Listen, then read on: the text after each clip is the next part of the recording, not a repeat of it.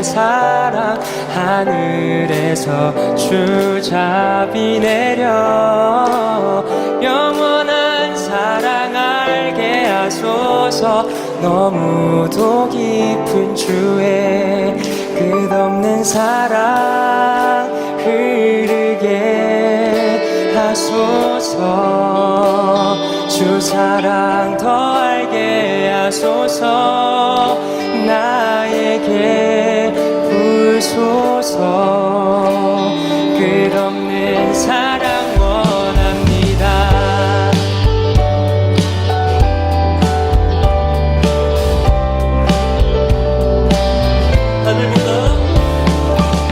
하늘보다 높은 주의 사랑 하늘에서 주잡이 내려 영원한 사랑 알게 하소서. 너무도 깊은 주의 하늘보다 높은 주의 사랑 하늘에서 주잡이 내려 영원한 사랑 알게 하소서. 너무도 깊은 주의 끝없는 사랑 흐르게 하소서. 주 사랑 더 알게 하소서. 나에게 부소서. 끝없는 사랑 원합니다. 하늘보다 높은 주의 사랑 하늘에서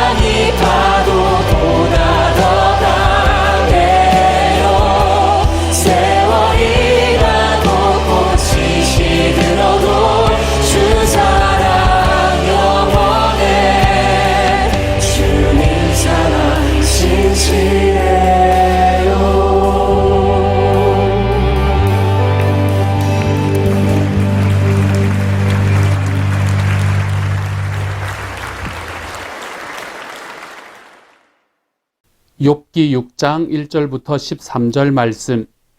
욥이 대답하여 이르되 나의 괴로움을 달아보며 나의 파멸을 저울 위에 모두 놓을 수 있다면 바다의 모래보다도 무거울 것이라.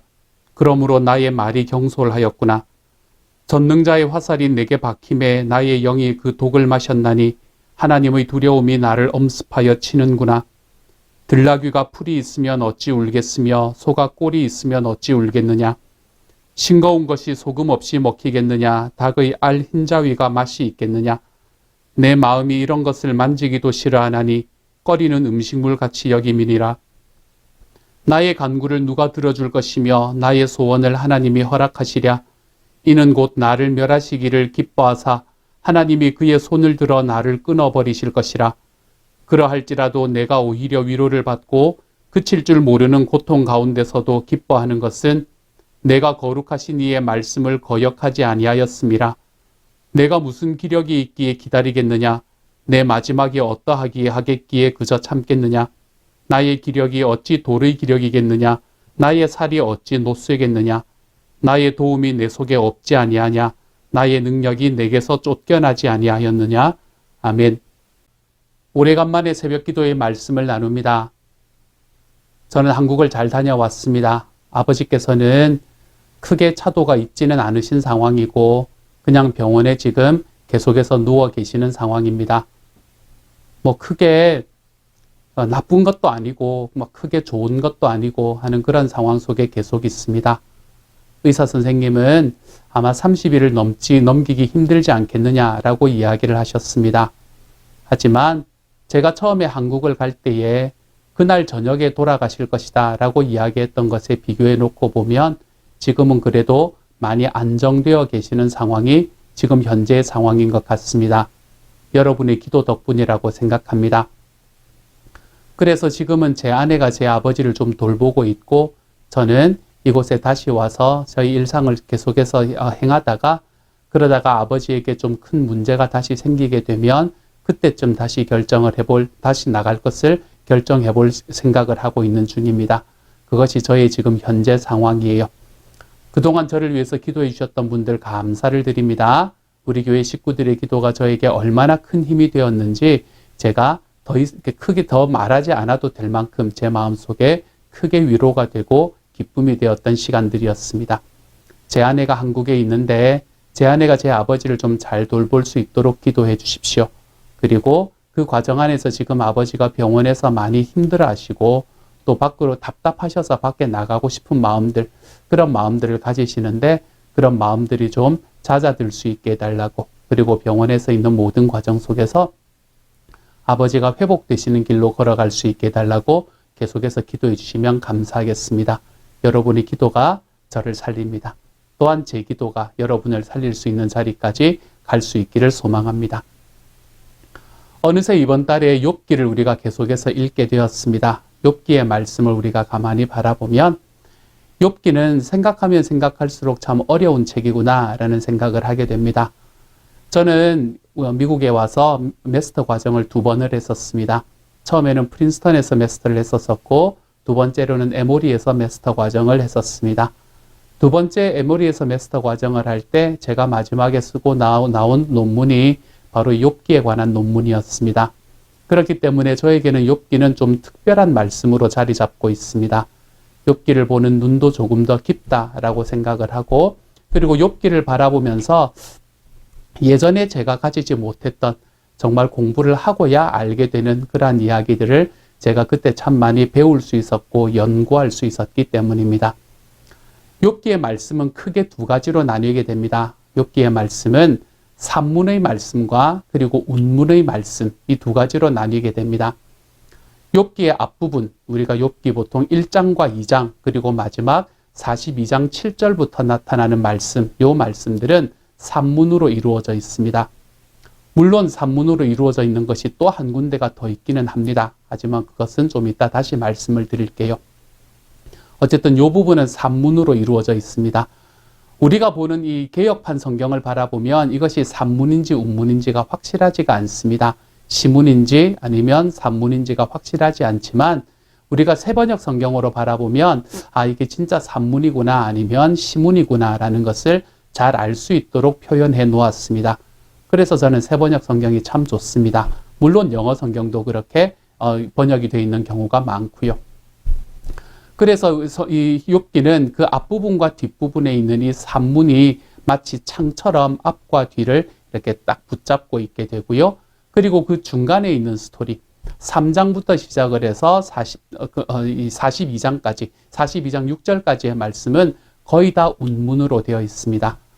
그리고 이 운문에 나타나는 이야기, 시문에 나타나는 이야기의 가장 핵심은 무엇인가 하면 이 욥과 그리고 세 친구, 그리고 나중에 다시 한번 나타나는 엘리바스, 이 욥과 세 친구와 주로 이 대화로 나타나 있다라는 것을 우리는 볼 수 있게 됩니다. 우리가 이 욥과 세 친구와의 대화가 끝나고 난 다음에 나중에 이제 엘리바스라는 사람이 한 사람이 더 나타나거든요. 엘리바스는 갑자기 나타나는데 왜 세 친구의 이름에 들어오지 못했을까? 엘리바스는 아마 욥보다 나이가 꽤나 적은 사람이었던 것 같습니다. 나중에 욥과 이야기를 하면서 볼 때 이 엘리바스는 뭐라고 이야기하냐면 내가 비록 나이가 적지만 당신에게 이야기하는 것을 용납해 주십시오 라고 이야기하면서 자기의 이야기를 시작합니다. 우리가 그런 것으로 볼 때 엘리바스의 나이는 아마 욥보다 그리고 욥의 세 친구보다 꽤나 적었던 것 같습니다. 근데 엘리바스의 이야기는 산문으로 구성이 되어 있습니다. 근데 이것은 그거기는 하지만 이 욥에게 이야기하는 대화이기는 하지만 이 부분은 또 산문으로 구성이 되어 있어요. 어쨌든 이렇게 욥기 전체는 앞부분과 뒷부분에 나오는 이 욥 자신에 대한 이야기, 그 스토리의 이 바탕을 딱 깔고 그 중간에 뭐가 함께 있는 건가 하면 이 욥과 친구들과의 대화가 있는 바로 그 말씀이 욥기라고 이야기할 수 있습니다. 그리고 욥기의 그 길이를 바라보면 우리는 이 대화 부분이 훨씬 더 길다는 것을 볼 수 있게 됩니다. 그런데 우리가 어릴 때부터 욥기를 읽었던 기억에 의하면 우리는 욥기는 이 제일 앞부분과 제일 뒷부분의 이야기만 가지고 욥기를 기억하게 되는 경우가 많습니다. 욥이라는 사람은 어떤 사람이었나요? 동방에서 가장 큰 사람. 그리고 하나님께서 사탄과 그가 하시다가 딜을 하시다가 결국 욥이 가지고 있던 모든 재산을 잃어버리고 그리고 욥이 가지고 있던 모든 이 건강도 다 잃어버리는 그러한 상황 속에서 아내는 이 욥을 저주를 하는 바로 그러한 상황 속에서도 욥은 하나님께 한마디도 나쁜 말을 하지 않았다. 한마디도 원망하지 않았다. 라고 이야기하는 이 이야기. 그리고 난 다음에 이런 욥의 이야기를 듣고 친구 3명이 먼 곳에서 욥을 찾아와서 욥을 바라보고 앉아 있다가 정말 그 욥의 상황이 너무나 마음이 아파서 그 앞에서 7일 동안 한마디도 못하고 그냥 앉아 있었다라는 이 이야기. 우리가 이런 이야기를 바탕으로 해서 욥기를 알고 있습니다. 또한 욥기에서 나타나는 더 좋은 점은 무엇인가요? 욥이 이 모든 상황들 속에서 하나님을 원망하지 않았더니 하나님께서 마지막에 그 욥이 가지고 있었던 욥이 잃어버렸던 것에 갑절을 돌려주셨다. 이 한국에서 소위 말하는 성공의 신앙, 우리가 이런 것들을 이야기하면 이 욥기에서 이야기하는 이 두 배를 하나님이 갚으셨다라는 이야기가 얼마나 많이 이야기가 되고 설교가 되었는지 모릅니다. 그래서 우리는 욥기를 이야기하면 어떤 것으로 받아들이게 되나 하면 욥이 하나님 앞에서 아무 큰 어려움을 받았지만 욥은 한마디도 하나님 앞에 원망하지 않았고 그렇게 원망하지 않는 사람에게 하나님께서는 이 2배의 그런 축복을 허락하셨다. 그러니까 삶에 있는 문제가 있더라도 꿋꿋이 참고 견뎌라. 뭐 이런 이야기를 하는데 굉장히 많이 사용이 되었던 구절입니다. 그런 성경책입니다. 그런데 우리가 욥기를 가만히 바라보면 우리가 알고 있는 이 욥기에 대한 이야기는 겨우 1장과 2장 그리고 42장의 일부밖에는 안 되는구나 라는 것을 우리는 알 수 있게 됩니다. 욥기 전체는 여러분 42장이나 되는 책입니다. 42장이나 되는 책 중에서 우리가 알고 있는 부분은 겨우 3장에 걸쳐져 있는 그 스토리밖에 안 된다는 거예요. 욥기의 진짜 스토리는 어디서 시작이 되나 하면 욥과 친구들과의 대화에서부터 시작이 됩니다. 욥과 친구들이 대화하는 이 대화의 내용을 여러분이 가만히 바라보시면 그 대화가 어떤 식으로 진행되고 있는가라는 것을 가만히 바라보시면 이 대화 속에서 하나님께서 얼마나 많은 이야기들을 우리에게 해주고 계시는가라는 것을 정말 깊이 바라볼 수 있게 됩니다. 그러므로 여러분이 큐티를 하시면서 한 가지 여러분 욥기를 하실 때는 특별히 중요한데요. 한 가지 기억하셔야 될 것이 있습니다. 그게 뭔가 하면 우리가 욥기를 읽을 때 지금 이 이야기를 누가 하고 있는가라는 것을 여러분이 반드시 기억하셔야 됩니다. 우리가 대화기 때문에 서로 이야기를 하고 있는 내용들을 가만히 읽다가 보면 또는 우리가 큐티를 하다 보면 왜 한 사람의 이야기가 이틀에 걸쳐서 끊어지는 경우도 있잖아요. 오늘의 말씀도 마찬가지거든요.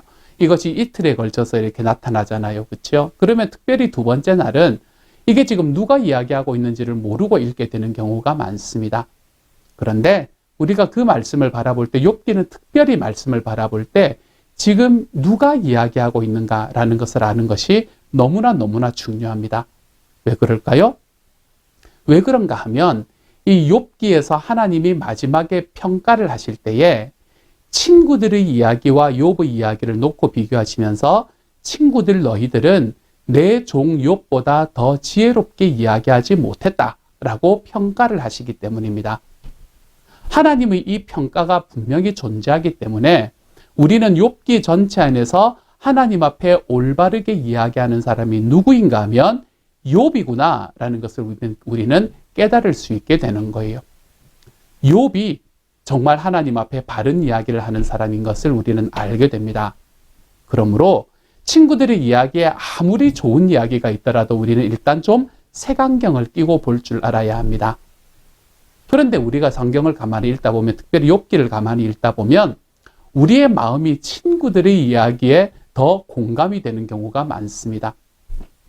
나중에 우리가 보기도 하겠지만 친구들이 했던 이야기들 중에서 정말 이 많은 사람들에게 알려져 있는 그런 이야기가 있습니다.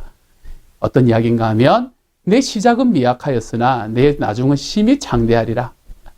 우리가 교회에서 많이 듣던 이야기 아닙니까? 이건 욥의 이야기가 아닙니다. 하나님의 이야기도 아니고요. 이것은 욥을 향해서 던지는 친구들의 이야기가 되는 것이지요. 그러므로 그 안에 있는 것이 진리다라고 받아들이는 것을 넘어서서 하나님께서 그런 이야기를 하셨던 친구들이 내 종 욥보다 의롭지 못했다라고 이야기하는 이유가 어디에 있는지를 우리가 좀 바라볼 줄 알아야 된다는 것입니다. 그러므로 우리는 욥기를 읽을 때 여러분이 기억하셔야 되는 것은 지금 누가 이야기하고 있는가, 이것을 여러분이 반드시 아셔야 합니다. 오늘의 본문은 욥이 이야기하는 본문입니다. 이 욥의 이야기가 어떤 식으로 진행이 되었나 하면 3장의 말씀에서 욥이 먼저 자기의 지금 현재 상황을 한탄하는 것에서부터 시작을 합니다. 욥의 한탄은 어떻게 나타나나 하면 하나님, 제가 차라리 죽었으면 좋았을 겁니다 라고 이야기하는 것에서 시작합니다. 사실 우리도 그렇게 이야기를 하는 때가 있잖아요. 그렇죠? 아유, 내가 왜 태어나가지고 이런 걸 보냐, 뭐 이런 고민, 이런 이야기들이 욥의 입에서 나타나게 되는 거예요.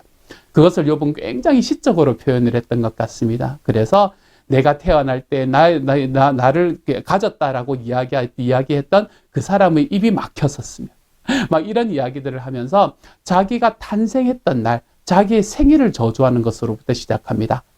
생일을 저주한다 이러면은 무슨 이야기인가 싶기도 하지만 여러분 쉽게 생각하면 이런 거예요. 아유, 내가 왜 태어나가지고 이런 고난을 겪나. 욥이 이제 그런 이야기를 하고 있는 겁니다. 그러면서 그렇게 생일을 저주하는 과정 속에서 내가 왜, 나를 하나님께서는 왜 태어나게 하셔가지고 지금 이 모양 이 꼴을 당하게 만드십니까? 라고 이야기하는 욥의 이야기에서부터 시작이 돼요. 욥이 이렇게 이야기를 하고 난 다음에 누가 그것에 대해서 나타나서 이야기를 시작을 하나 하면 엘리바스라는 사람이 이야기를 시작을 합니다. 욥의 친구들 중에서 3명 중에서 첫 번째로 등장하는 사람이 바로 이 엘리바스라는 사람이었어요. 그래서 엘리바스는 4장과 5장의 말씀에서 2장의 말씀을 통해서 욥에게 욥아, 너는 그렇게 이야기하면 안 돼 라고 이야기하는 말씀으로 욥에게 다가옵니다. 엘리바스는 굉장히 큰 신앙인이었던 것 같아요. 엘리바스는 아마 주변에 있는 사람들에게 하나님을 잘 믿는다라고 소문이 났던 그런 사람인 것 같습니다. 엘리바스가 하는 이야기들 하나하나를 뜯어보면 그 안에서는 정말 종교인의 냄새가 얼마나 잘 나는지 모릅니다. 내가 꿈에 하나님을 보았다. 뭔가 이렇게 있었는데 내가 이 뭔가를 보았는데 알고 봤더니 그게 하나님이었다. 이제 막 이런 이야기들 요즘 우리도 하지 않습니까? 그렇죠? 내가 꿈을 꿨는데 막 이런 이야기를 하는 그런 신앙인들도 있지 않습니까? 그래서 엘리바스가 이렇게 욥에게 이야기하는 과정 속에서 엘리바스는 자기가 가지고 있던 그 신앙으로 인해서 욥에게 계속해서 이야기합니다. 아마 엘리바스는 욥이 지금 하나님 앞에서 원망하고 있는 듯한 그의 이야기. 하나님께서는 왜 나를 이렇게 태어나게 만드셔서 내가 이렇게 어려움을 당하게 만드십니까? 차라리 죽이시지 그때. 이런 이야기를 듣고 엘리바스가 마음이 좀 힘들었던 것 같아요. 하나님을 저렇게 하면 안 될 건데 라는 생각이 들었던 것 같아요. 그래서 엘리바스가 뭐라고 이야기하냐면 욥아, 너가 지금 하나님 앞에서 그런 이야기를 하는 거 잘못된 거야. 잘 생각해봐. 너의 삶 속에 죄가 있기 때문에 하나님께서 너를 이렇게 만들고 계시는 거지.